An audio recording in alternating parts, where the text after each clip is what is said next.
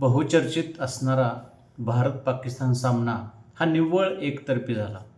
सामना सुरू होण्या अगोदर दिवसभर बायकॉटसारखी परिस्थिती होती, पण प्रत्यक्षात दुबईमध्ये सामना सुरू झाला.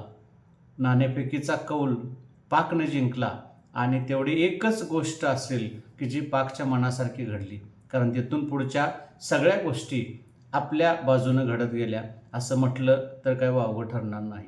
मुळातच कागदावर आणि मैदानावर दोन्हीही बाबतीत पाकपेक्षा खूप पुढे आणि वरचढ असणारा आपला संघ आपला वरचढपणा निर्विवादपणे सर्वांसमोर पेश करून गेला.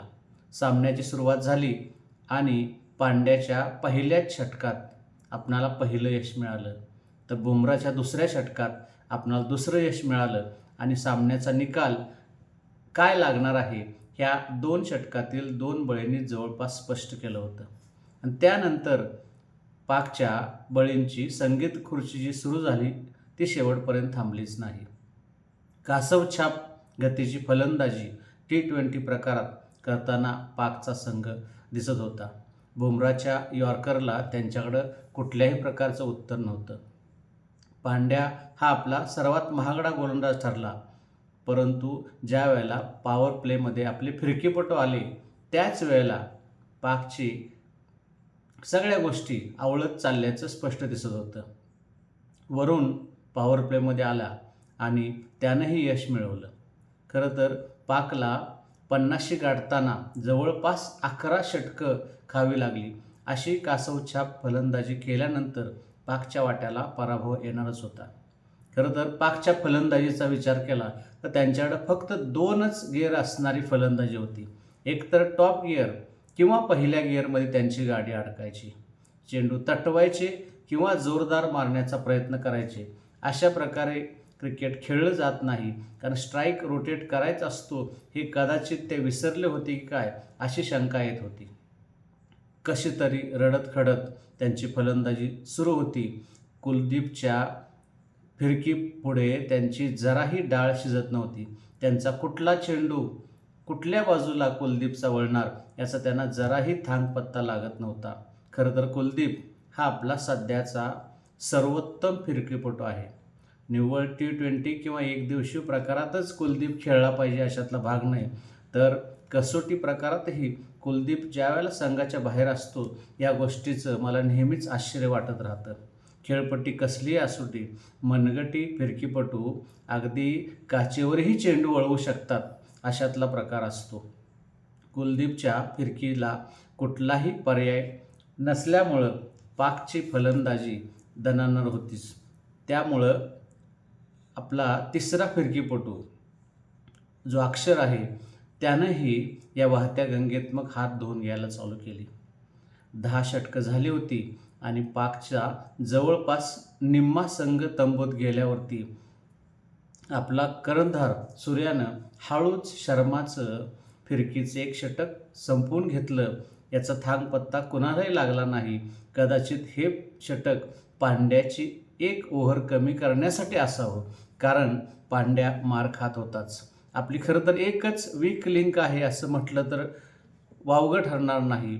बुमराच्या जोडीला आपणाला आणखीन एखादा वेगवान गोलंदाज असायला पाहिजे असं वाटतं, परंतु 8 नंबरपर्यंत फलंदाजी तगडी ठेवायची ही आपली योजना, कागदावर असणारी योजना मैदानात घ्यायची म्हटलं तर आपल्या अर्शदीपला बाहेर बसावंच लागणार हे निश्चित आहे. एकंदरीत संतुलित आणि समतोल असणारा हा संघ पाकला 100ही गाठू देतोय की नाही अशी परिस्थिती होती. 8 फलंदाज घेऊन खेळण्याची रणनीती खरं तर पाकनंही आखली होती, परंतु 8 फलंदाजांच्या शिवाय त्यांच्या शेपटानेच थोडीफार जी काही वळवळ केली त्यामुळं त्यांना 100ही गाठता आली. शाहीन शहा आफ्रिदीनं आडवे तिडवे फटके मारत 4 षटकारासह काढलेल्या धावा त्यांच्या धावसंख्येला थोडंफार बाळसं देऊन गेलं, नाहीतर 100च्या आतच त्यांना आपला गाशा गुंडाळावा लागला असता. आपण सुंदर झेल पकडली, परंतु जर आपण 1-2 झेल सोडले नसते तर कदाचित 20 षटकाच्या आतच सर्व बाद होण्याची नामुष्की पाकच्या वाट्याला आली असती. पाकनं 130च्या आसपास धावा काढल्यानंतर विजय मिळवणं ही आपल्या तगड्या फलंदाजीसाठी खरं तर औपचारिकता होती. शाहीनशाह आफ्रिदी नव्या चेंडूवरती कसा चेंडू स्विंग करतो हे पाहणं करमणुकीचं होतं, कारण त्याच्या समोर होता आपला अभिषेक शर्मा. खरं तर सामना चालू व्हायच्या अगोदर पाकचा सलामीवीर आयुम याची आणि शर्माची तुलना होत होती.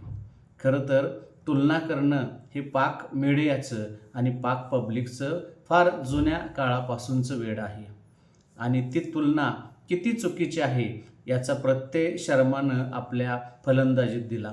पहिलाच चेंडू पुढं सरसावत शाहीनशाह आफ्रिदीला त्यानं चौकार ठोकला, तर दुसऱ्या चेंडूवर डोळ्यांना सुखावणारा कव्हरच्यावरून षटकार मारत त्यानं दाखवून दिलं की आपण नेमकं कुठल्या दर्जाचे फलंदाज आहोत. दुसऱ्या बाजूनं गिलनंसुद्धा पॉवर प्लेमध्ये आपला दर्जा सिद्ध केला आणि 6 षटकाच्या आतच आपली 50शी फलकावर लागल्यानंतर पुढं फक्त केवळ औपचारिकता बाकी होती. लेफ्ट राईट कॉम्बिनेशन करत आपली फलंदाजी भरत चालली होती. अभिषेक शर्मा बाद झाल्यानंतर खरं तर डावखोरा फलंदाज आला आणि उजवा फलंदाज बाद झाला की उजवा फलंदाज येणार, ही आपली रणनीती खरं तर लेफ्ट राईट कॉम्बिनेशनची खूप सुंदर रणनीती होती. गिल गेल्याबरोबर सूर्या आला. सूर्या हा खरं तर आपला कर्णधार हा स्ट्रीट स्मार्ट क्रिकेटर आहे, कारण त्याची फलंदाजी म्हणजे स्ट्रीट स्मार्ट फलंदाजी आहे. त्याच्या हालचाली आणि त्याचे फटके हे निव्वळ त्याचे आणि त्याचे आहेत. धावफलक सतत हलका ठेवायचा, मोठे फटके पण मारायचे आणि स्ट्राईक पण रोटेट करायचा, ही खरं तर उत्तम फलंदाजाची रणनीती आपल्या संघानं वापरली आणि सामना सहज खिशात घातला. आपल्या वाढदिवसाला सूर्यानं षटकार मारत देशवासियांना विजयाची भेट दिली. यातच सगळं काही आलं.